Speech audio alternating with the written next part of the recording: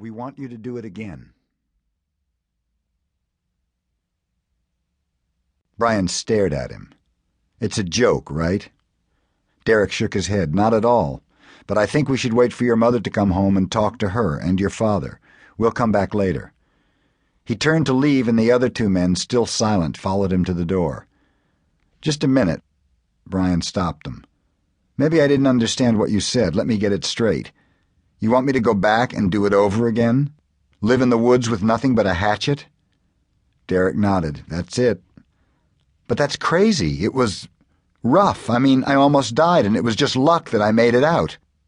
Derek shook his head. No, not luck. You had something more going for you besides luck. Brian had a mental picture of the porcupine coming into his shelter in the dark, throwing the hatchet and hitting the rock embedded in the wall and getting sparks.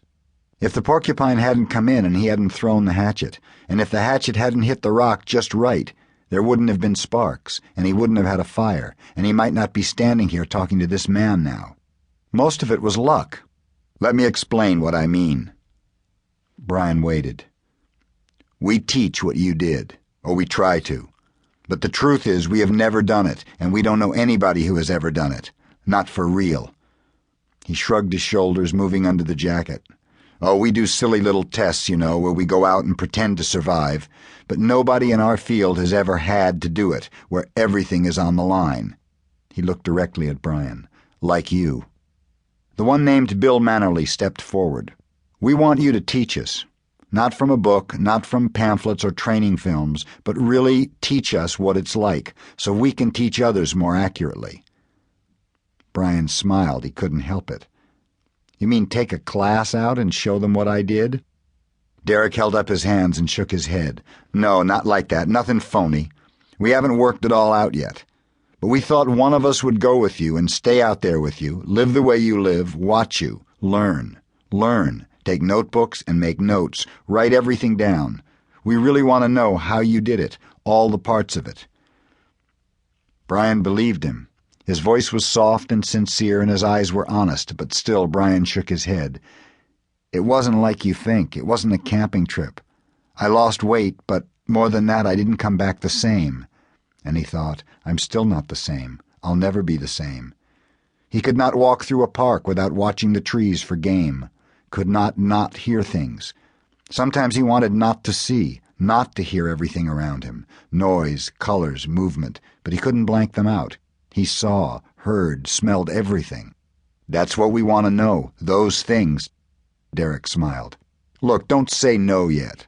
Let us come back and talk to your mother, explain it all, and then you can make a decision, all right? Brian nodded slowly. All right. Just to talk, right? Just to talk. The three men left, and Brian looked at the digital clock on the table in the entryway. It would be an hour before his mother got home. He had some studying to do. It was the end of May, and there were finals, but he decided to cook dinner. He loved to cook. It was one of the things that had changed about him from the time when he was in the woods. He thought of it as the time. Just that, the time. When he was speaking quietly to Deborah about it, he tried to tell her of it, all of it, including the moments when he tried to end himself. When he spoke to her about it, he always started it with just those words, the time. A year had passed, and in the world around him not much had changed. His mother still saw the man, though not as much, and Brian thought it might be passing, what they had between them. The divorce was still final and would probably remain so. He'd gone to visit his father after the time and found that he'd fallen in love with another woman and was going to marry her. Things ground on a day at a time, but Brian had changed completely. And one of the things that had happened was that now he loved to cook. There was something about the food, preparing the food, looking at the food. There was so much of it compared to what he'd had in the woods.